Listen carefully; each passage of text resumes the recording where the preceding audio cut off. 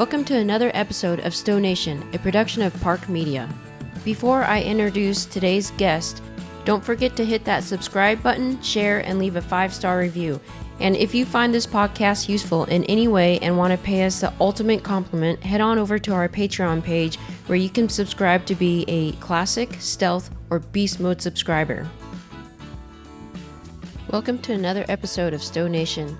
On this episode, we get to meet Maria Gerber. Maria has a scary yet unique story about her and her daughter overcoming an awful accident that totaled their beast, which led her to being able to replace her loss with beast number 1.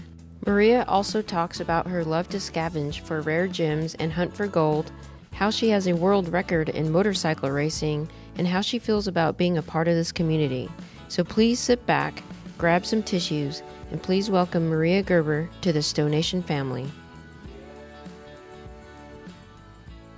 Maria Gerber, welcome to STO Nation. Thanks for being a guest today. Thank you so much for having me. Yeah, of course. So you have a unique story in the fact that you were able to get the number 1 beast, the very first beast made by Storyteller. Is that correct? That is correct. Okay, so before we get into that story, can you tell us just quickly how you found Storyteller, why you decided to go with the Storyteller, and why you decided to buy the beast instead of the Stealth or Classic? Yes, so last spring I kind of started to look into having a van, possibly. We had RVs before, but they were quite large, and mostly I travel by myself. Plus, I really enjoy mineral collecting, self-collecting, and I get back in these old mines on very bad roads. So it was important for me that I get a functional vehicle that I can actually camp back in those remote areas and feel safe.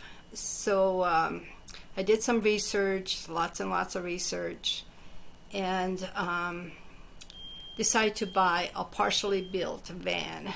That was my first step because I wanted to experience this small space and how it would work out being back in these remote locations. So I bought a Sprinter van. It was partially built, and I love the space. I love the ability to get back in those places, but it had no boondocking capability other than charging my phone. So that was pretty frustrating for me. I was in Nevada. It was like 100 degrees. Oh my goodness. And I was not comfortable. So that started the journey of finding something that would suit my purpose. And I did a lot of research online, and I never saw anything about Storyteller, and this was the very interesting part. Finally, reluctantly, I figured, okay, I'm going to buy a Revel. I mean, there was nothing else that had the layout or the capabilities. And so I called some good friends, and they have a Dodge van that they love, but they go to campgrounds camping. And I told them this, and he immediately said, "What are you doing looking at Revels? How about a Storyteller?" Oh, wow.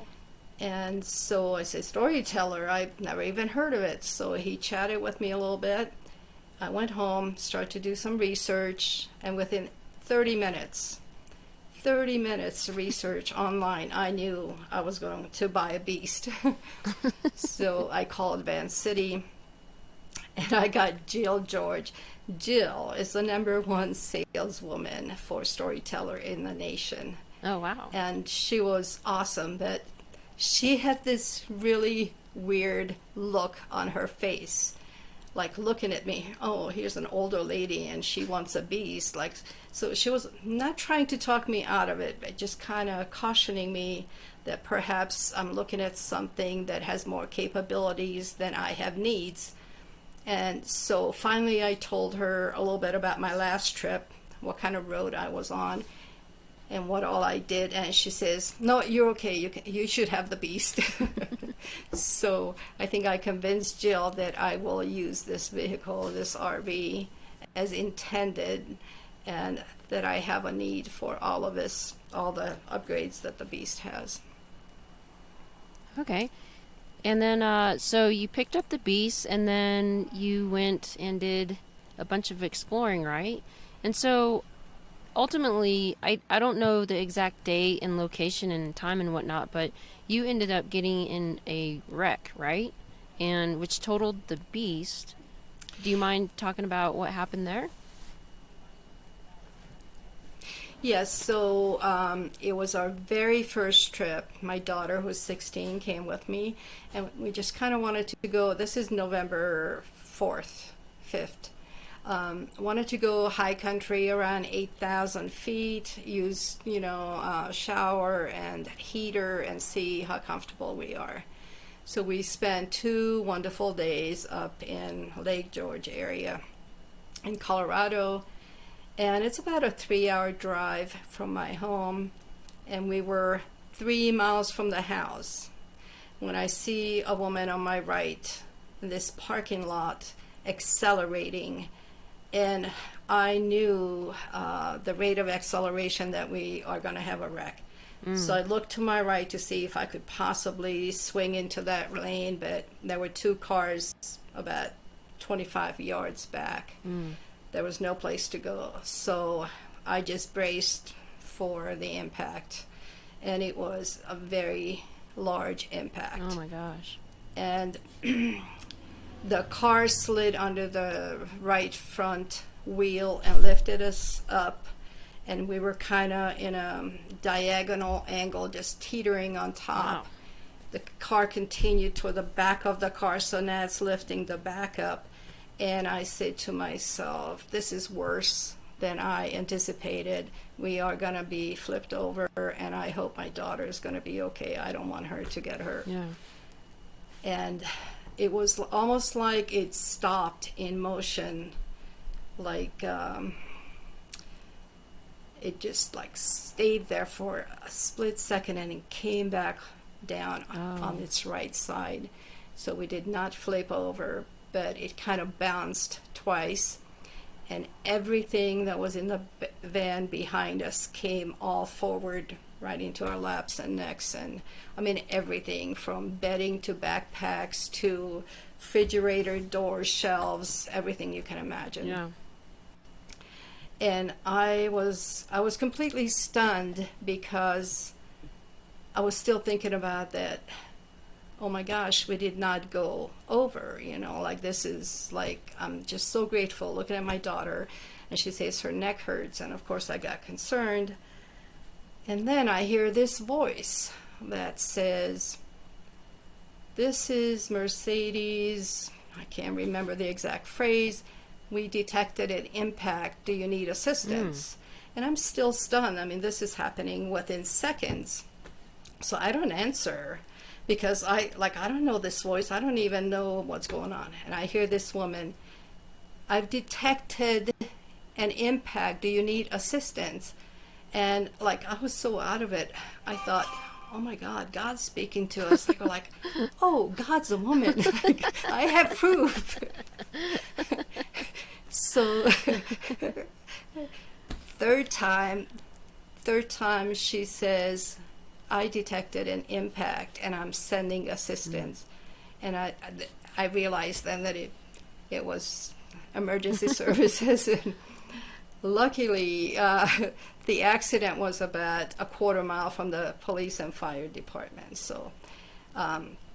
So this lady starts talking to me and says, I will stay with you throughout this process. And this is when I'm finally realizing that this is just a built-in assistance, and it's awesome. And I was very impressed with them. So she says, what kind of assistance do you need? And I say, police. And as soon as I said the words, there's a tap on the window, and I look around. And here's a police officer. And I go like back into the fantasy of like, oh my God, God just said, like, you kind of odd, like you have seconds to react and evaluate, and it's like how is this possible? I just said the word and it's here. It's got to be some, supernatural thing that's happening here. But the interesting part was, of course, paramedic come and I had them check my daughter. And I knew when we came down from that teetering position that it's going to be total. Like, I knew. There's no doubt in my mind. And at this point, my thought when we went on this trip was, I'm going to name beast number 18. Once we spend a little time with her, the name will come to me. And it never did. And that was kind of sad. Like I said, okay, I'm still calling her number 18 and she's probably dead. But I get a call, another tap on the door, and this time it's a fireman who says, are you familiar with this liquid that's oozing out all around the van? And I said, no. And it's about a 15 to 20 feet radius, and they're quite concerned. And I said, I have the normal fluids like an RV and any vehicle underneath it. And I have a gray tank and a freshwater tank. Like, this doesn't look like water. And so they called the hazmat team. And now I'm kind of concerned because we're sitting in here, there's a situation and we can't get out of the van. And again, I'm concerned for my daughter.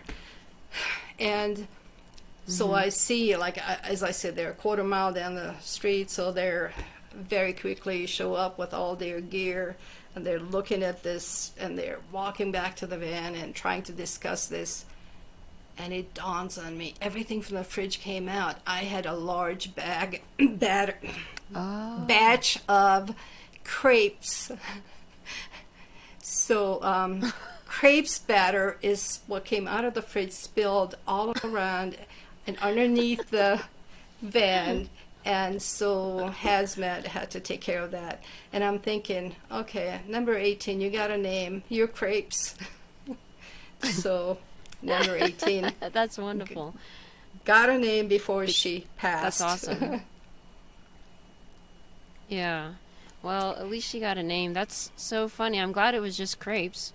I was thinking antifreeze or something, but I was like, everyone kind of knows what antifreeze looks like, so yeah. So, in regards to injuries, is your daughter okay? What kind of injuries did you and your daughter sustain? She had a little whiplash. A couple of days she was fine. I hit my knee pretty hard and still have pains, but I am grateful that my daughter wasn't hurt any more than that. And I was just sitting there feeling sad that this feeling of elation getting the van and my plans for the winter are gone. And I had just received some news, my health, as far as my health is concerned, and having that winter for me was very, very important. And I just felt like it's gone. Like, there's nothing. I knew there's absolutely no way I can get on the list now and get anything under 8 months. So I just tried to recoup and figure out what's next. Yeah, I posted on Facebook for Storyteller Facebook, and within, I don't even know, a very short amount of time, I had many, many people wishing us well, really caring about us. And I was reading these comments and I just felt so encouraged to have so many wonderful people who care. And these comments were not superficial. These comments were from the heart. And that kind of gave me a little different perspective of what just happened. At the end, my lifestyle is not as important as having wonderful people in my life. Yeah, that's so true. This community is something else. Absolutely. Yeah. So, but, I purchased the van, as I said before, through Jill George at Van City. And about 2-3 days later, past the accident, I got a call from Jill. And I figured, oh, she's just gonna check on us, make sure we're okay, and etc. And she did, of course. And then she said, "Come on down, we need to talk." And I go like, "Oh." And because she knew my situation, and I made a comment about, well, it's going to be 8 months, and she said, "Maybe not. Come on down, let's talk." And I thought, something weird's going on, because I know Storyteller is not going to preemptively like push someone back just so I can have a beast earlier. That's not right. They respect everyone and they treat everyone fairly.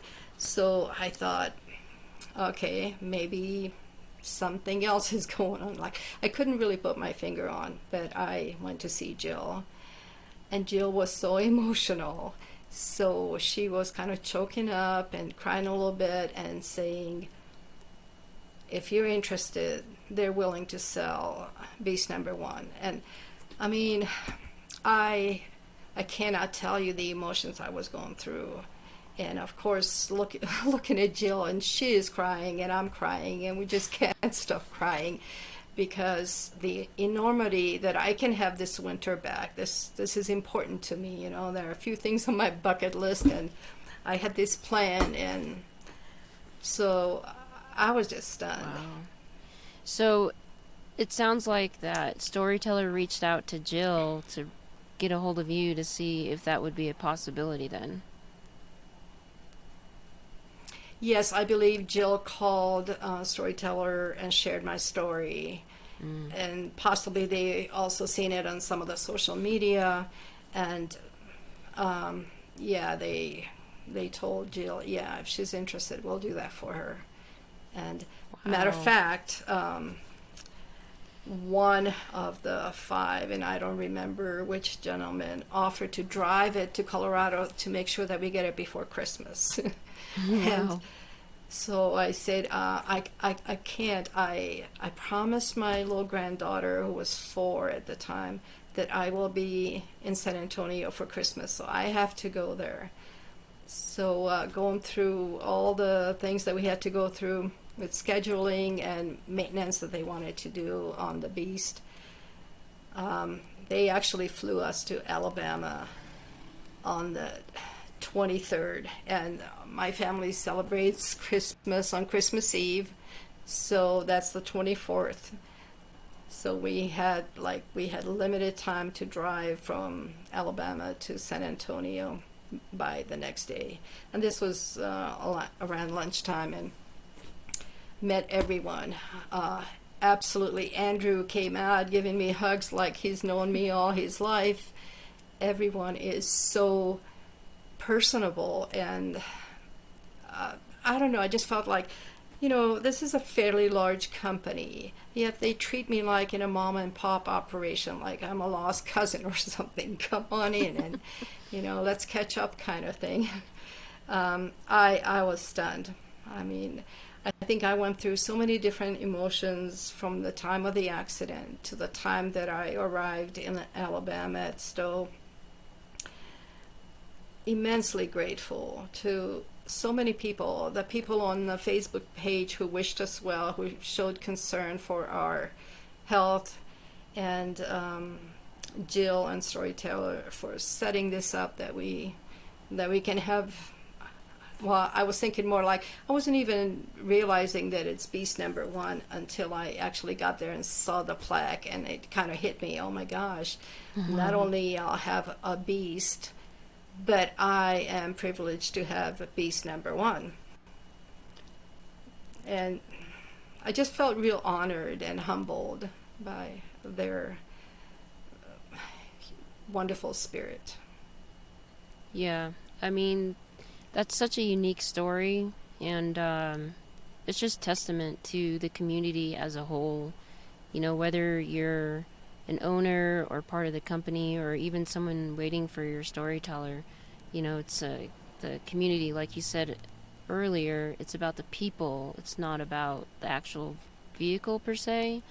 And so I'm trying not to like tear up while I'm talking to you about this, but you know, your story is so unique, and I think, you know, it took a lot of people to make that happen. but it happened because of the great community. And you're right, like, Storyteller does respect everyone in the community regardless. And I think I'm not gonna lie, when I saw you got beast number 1, I was like, whoa, that's so insane, that is so awesome, I can't believe they did that. Their very first beast that they ever made, they were like, they wanted to help you. And yeah, so did you name the new beast? Yes, new beast is named Yoshi. Yoshi? Okay. I just like that name, and I think it sounds great when I say, hey, Yoshi and I are hanging out getting some cool minerals. So Yoshi's been very good to me. It's kind of funny with having beast number 1. Not long ago, Stacy posted something about watching this program on Netflix that was Dream Vacations, I think second episode, and she saw a storyteller, and she said she teared up. I mean, it's someone's dream to have a storyteller. It's their dream vacation. And I thought, should I tell her that beast in that episode is beast number 1? Wow. That's the one they used for the promotion in Netflix and many other promotions. When you see owl van, an older picture of a van in the pebble gray color beast, that's beast number 1. And so Wow. beast number 1 has gotten around, and it's a true honor to have beast number 1. Yeah, no, that's I didn't know that. So I had no idea it had that much history behind it in regards to, because when I thought about the first production beast or whatnot, I just thought it would kind of sit there in the parking lot, not necessarily collecting dust, but being more used as a daily driver. But it sounds like they definitely used it for promotion and stuff. So that's really cool that you are able to share all that history in beast number 1. Yes, beast number 1 was used by many people who shot YouTube videos, and they were always asked to use it to the fullest, let them know anything they liked or did not like. So it was kind of like, we might even make changes based on the feedback they were getting. Beast number 1 had 28,000 miles on it in that 7-8 months that they used it. So, and I put another 10 because heck yeah. Yeah, having fun. I saw a recent post, I think maybe a week or two, where you went out 4x4. Did you get the beast number 1 stuck? Oh yes, sometimes I get back in these roads, and I went on a trip, and that was supposed to be a 6-day trip. First day I shredded my tire completely. Second day I was stuck in mud. Third day in sand. And one of them on the sand, no, the mud, I had to spend the night in the van, kind of a funny angle, until I could get some people to help me chisel it out of this hard-packed mud. So we had some adventures. Wow. Well, I'm glad you're putting beast number 1 to the test. Yes. So, to back up a little bit, can you explain the insurance process that you went through? Like, who did you have insurance with? Because I remember seeing a couple posts where your insurance, I think if I remember correctly, said that it was a total loss, but that was just for the chassis portion and not the actual RV portion. So can you kind of just walk us through that entire process and what you learned, and if you have any advice for others who did get or who might get in a wreck? I don't want to jinx anyone, but you know what I mean? Like, if someone finds themselves in the same situation as you, like, what are some of the lessons and tips that you have for them to deal with that situation? I have Progressive insurance for number 18 and number 1, and they were absolutely fantastic. They covered 100% of everything I paid, including taxes and anything you can imagine. I had zero loss. So there was a little confusion. This post I put up, when you lose a vehicle, you have a total loss. As the owner, you have the option of purchasing it at the price. They'll pay everything, the 100%, but if you want to buy it back as it is, you can. It's your right. So you have first choice to purchase it or not. And I thought, because I see all these people wanting to build vans, that I offered in the community. Maybe they know someone who would want this. It was the lost price was $49,000, and I could have bought the wreck back for $49,000, and I didn't want to make any money on it. I was going to pass it on to whomever. You know, they can purchase it from me for $49,000, and then they can take us inside. Everything was perfect. The Volta all the way down. I think the only issue might have been a gray tank and a water tank. So for $49,000, they could have had an entire beast mod package. They just would need to buy a vehicle to put it in.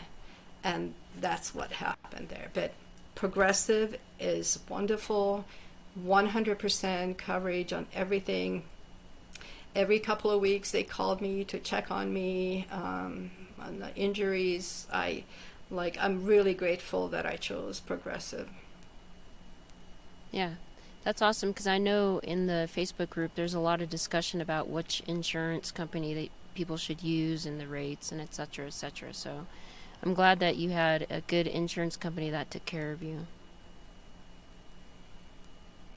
I would say it's very important that you get 100% coverage, because you have uninsured motorists or some motorists who may have a policy that has $100,000 coverage on it. Well, these vehicles are more than that. So even if they have insurance and it only covers $100,000, you're not going to sue someone who can't afford it anyway. So you have to have the extra protection for yourself, unless, of course, you have umbrella coverage through your home. Right. So what future plans and trips do you have for beast number 1, Yoshi? Well, Yoshi and I have a couple of things. This weekend we are going to go on to Park County, and I'm going to try to get some gold, because I haven't done any dredging, and that's on my list. So this weekend we will be dredging for gold. And the big trip coming up is Bonneville. 10 days, because I race motorcycles at Bonneville. So oh, wow. I get to go with Yoshi and on the salt and hopefully get a record. Let me just make sure I heard you right. You actually race like motocross bikes? Not motocross, motorcycles. Oh, okay. Regular motorcycles that are, they're obviously set up for racing with all the safety features. So it's the kind where like you see the pictures of of them leaning like this all the time? Well, I don't go that fast, but yeah, well, those guys tend to go in circle, like 100 left turns. I don't know. It's crazy. We go on a straight line. But Bonneville Salt Flats in Vandover, Utah, they have all the people setting the land speed records, cars that can go 400 miles an hour with parachutes on them. It is an amazing event. You see many famous cars racing there, trying to break their old record, or these racing community who build cars and motorcycles for a very specific category. And you get to enjoy this because as a crew member or a participant racer, you get a band that gives you access to any of these pits. You can walk around and talk to all the pit crew or anyone you like. It's wonderful. The community is great. And if anyone is interested in that and would like to go, just get a hold of me. I will get you a crew member band so you can walk around and enjoy Wow, that's awesome. the racing world. Wow, I had no idea. So tell me a little bit more about your motorcycle career. How many races have you done, and how many have you won? I have 2 records. I've done 2 races, got records in both. So Wow. this is a little bit deceptive. So we have these retirees who race motorcycles. And so what we do is we take the book that has all the categories, probably 150 different categories, and our computer guy puts it on the spreadsheets. And on the spreadsheet, we can identify areas where others have not raced. So if you have an area that there hasn't been a bike built for, and there's no record, you could basically go 5 miles an hour and you get a world record. So we find these little... I call us the geek squad of racing. So we find all these little, like little holes in the categories that other racers are not interested in pursuing, like riding a 100cc motorcycle that's been partially streamlined. It seems silly to them. Well, we're just having a good time. So we go on, the first person rides it, the next one rides it 2 miles faster and 2 miles faster, so each of us take a record. That's pretty cool. That's clever. And it's still a world record. So are you in the Guinness Book? It's funny. Are you in the Guinness Book of World Records then? Well,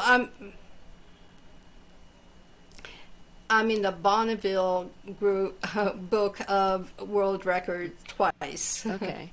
Under what category? For racing, a 100 partial streamlined, blown fuel and blown gas 100cc bike. They can do at least 60.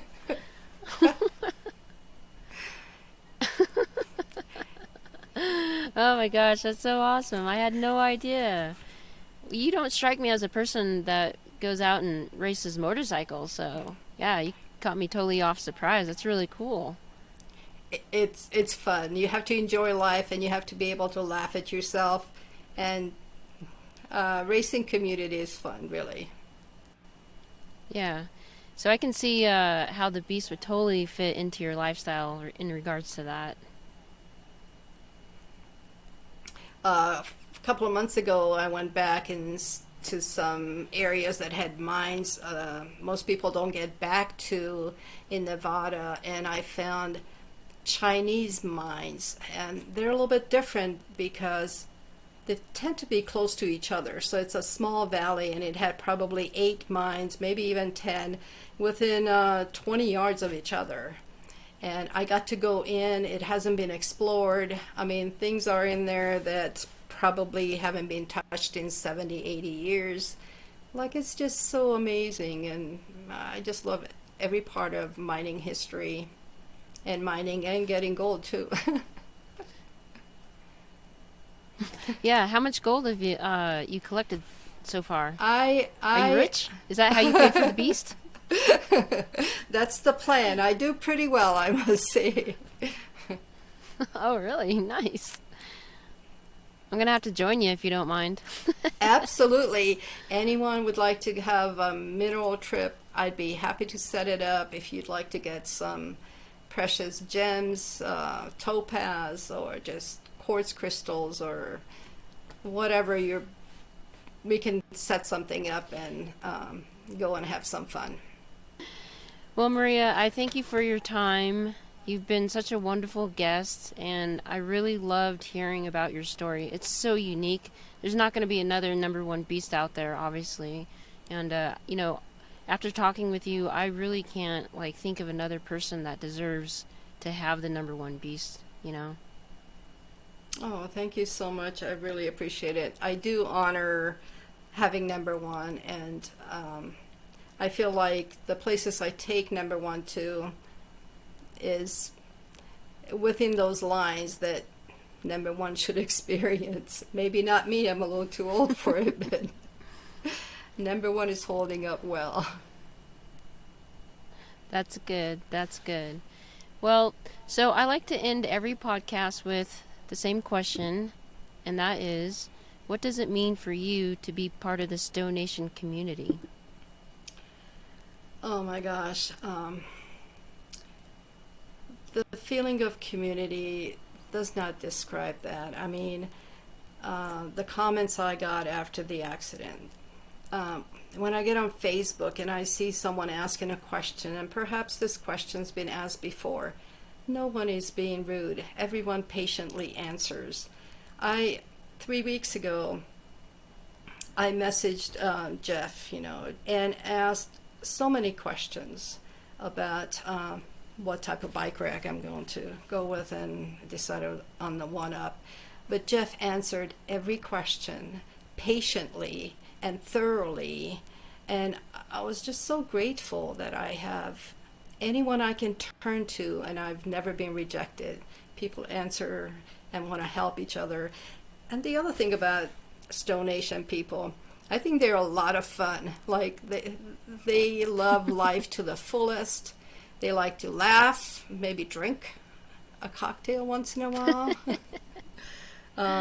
Yep. And the characters we have are so unique. And I follow some of my favorite characters. I mean, Paul with all his mods, of course. But Charlotte is so funny. Mm-hmm. And Stacy going back and forth, and all these unusual things happening to her. I don't know if she shouldn't have these number one.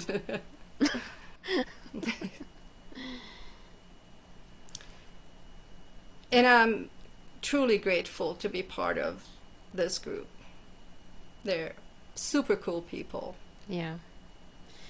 Yeah, like a lot of people say, I think it was Wendell that said they bought the Storyteller for the quality, but they didn't realize the community that came with it. So that's a good way of putting it, I think. Yes. I mean, look at the Revel. What do you get when you buy a Revel? You get a Winnebago, and that's it. I mean, they do have their Facebook group, and I'm sure they're wonderful people.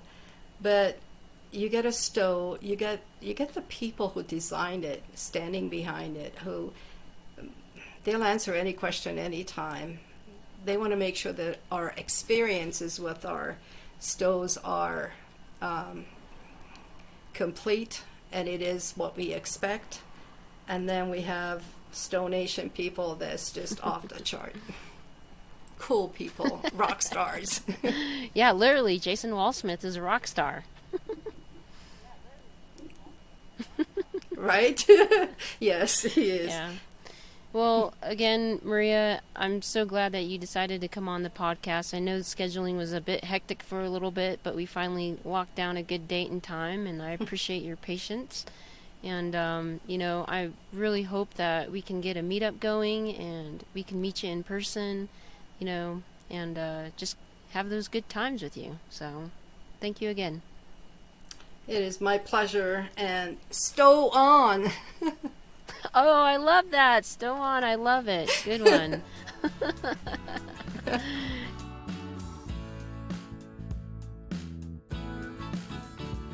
STO Nation is a production of Park Media. The executive producer is Younghwa Kim. The audio engineer is Stephen Grasso. The marketing director is Guillaume Golsong. The original music and artist is done by Jason Walsmith. The sound designer is Lorenzo Interiano. And the webmaster is Peng Shi. Without any of these people, this podcast couldn't happen, so a big, huge thank you. And a big, huge thank you to you, the listener. If you like this episode, please don't forget to subscribe, share, and leave a 5-star review. This is Younghwa with STO Nation, and I can't wait to share the road with you.